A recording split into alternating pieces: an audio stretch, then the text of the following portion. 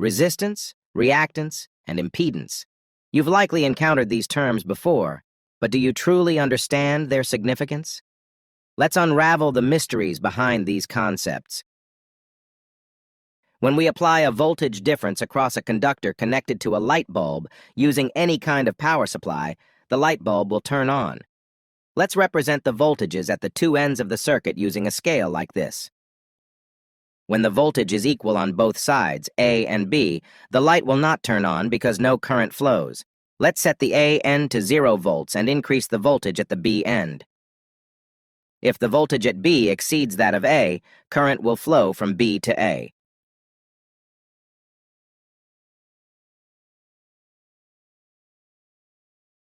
Conversely, if the voltage at B drops below that of A, current will flow from A to B.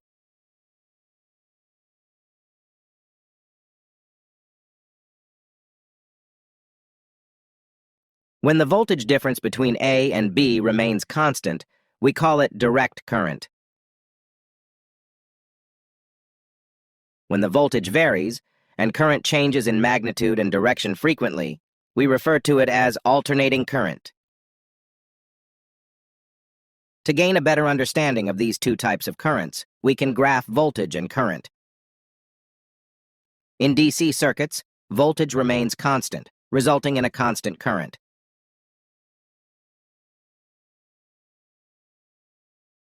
To simplify, we'll overlay both charts. In AC circuits, voltage varies in a sine wave pattern, causing the current to follow the same pattern.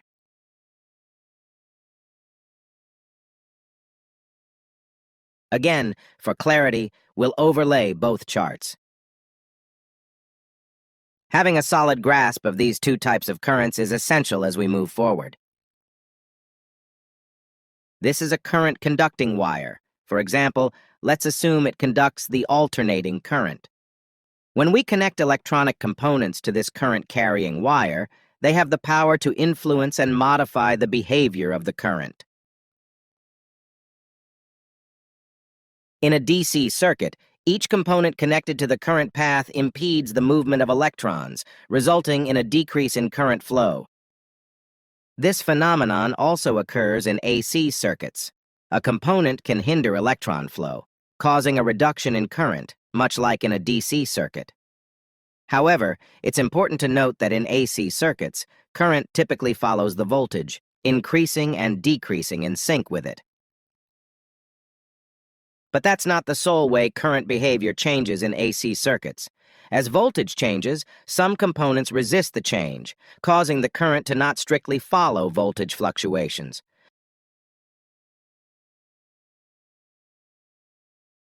Conversely, others accelerate the current changes, further complicating the relationship between voltage and current in AC circuits.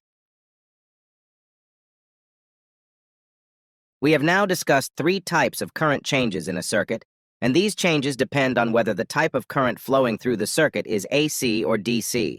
The first type involves simply decreasing the magnitude of current, and it can be observed in both DC and AC circuits.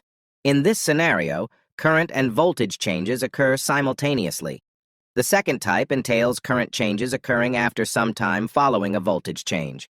This phenomenon is unique to AC circuits since in DC circuits, voltage remains constant. The third type involves current changing before a voltage change, and it is also exclusive to AC systems.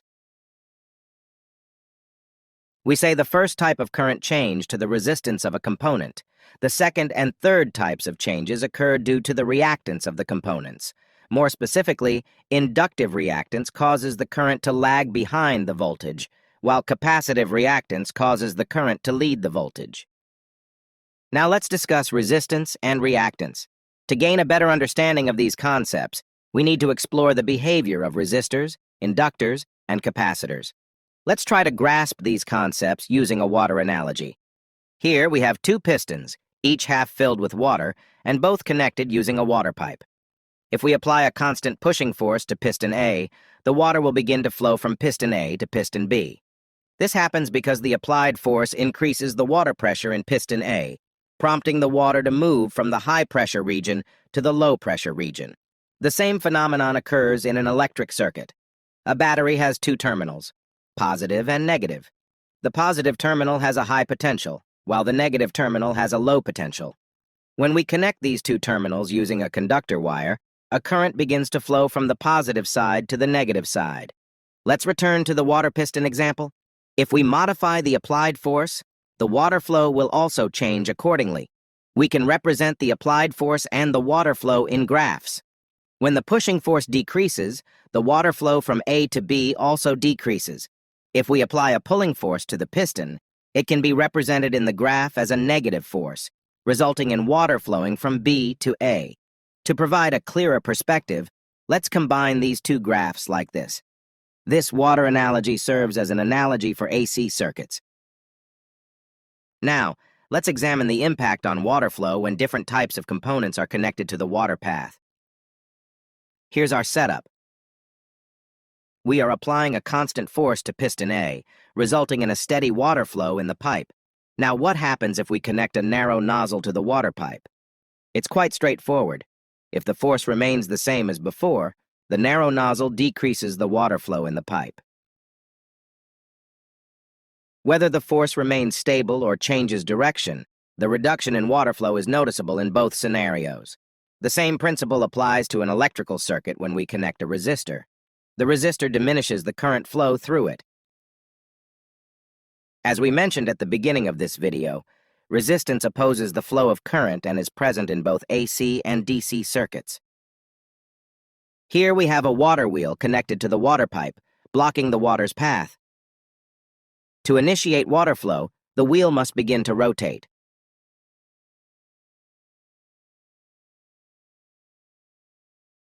Let's illustrate this with a graph of the applied force and water flow. Initially, there is no force on the piston, resulting in no current flow through the pipe. When we suddenly increase the force on the piston, the water flow cannot immediately increase. It needs to set the wheel in motion first.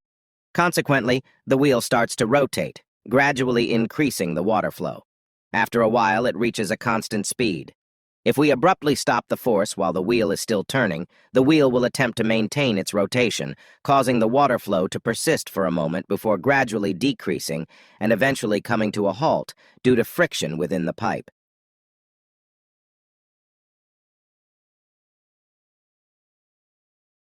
This behavior arises from the inertia of the water wheel, which strives to maintain a constant rotational speed. From this, we observe some interesting characteristics. The water wheel delays the increase in water flow. The water wheel delays the decrease in water flow. When the force remains constant, the water wheel does not impact water flow, behaving like an ordinary pipe. When the force changes continuously, the water flow only responds after a delay.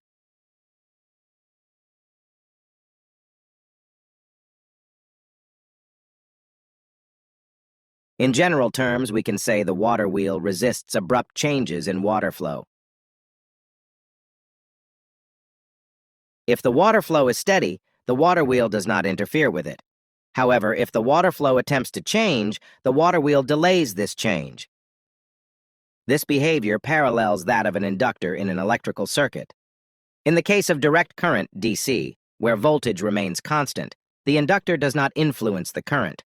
However, in alternating current AC circuits, where voltage is always leading the current, this effect becomes evident. This phenomenon is known as inductive reactance.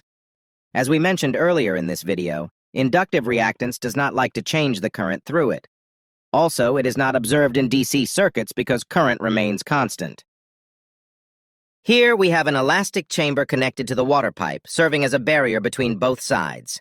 Water inside A cannot move to side B and vice versa. We'll color the water inside B using green dye. The colored water cannot mix with the water inside A due to the membrane's impermeability. However, since it's an elastic membrane, it can expand to a certain extent based on the water pressure difference between the two sides. When we apply a pushing force to piston A, the membrane expands as shown. However, the water flow stops when the opposing elastic force equals the applied force. We can graph the applied force and water flow like this. When the applied force is constant, no water flows through the pipe. But when the force changes, we observe water flowing through the pipe like this.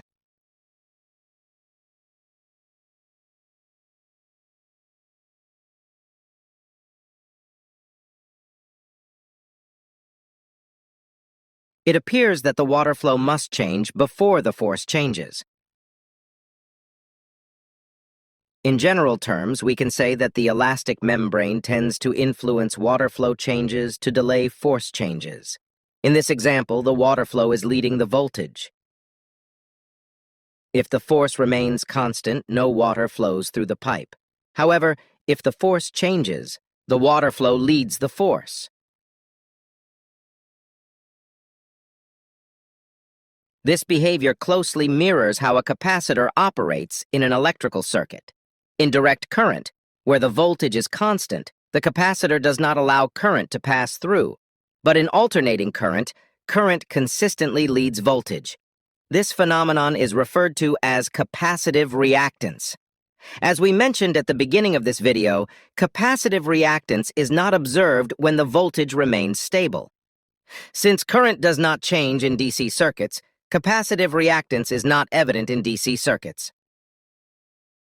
Now that we understand how different types of components affect the current in a circuit, the three primary factors influencing current are resistance, inductive reactance, and capacitive reactance.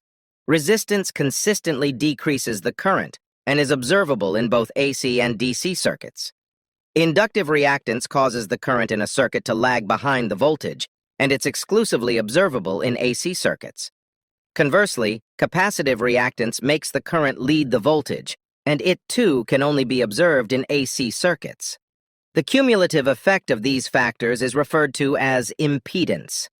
In simple terms, impedance of a component signifies how it modifies the current within a circuit. That's all for today. If you think my contents are valuable to the world, you are welcome to join my Patreon community. Like and subscribe.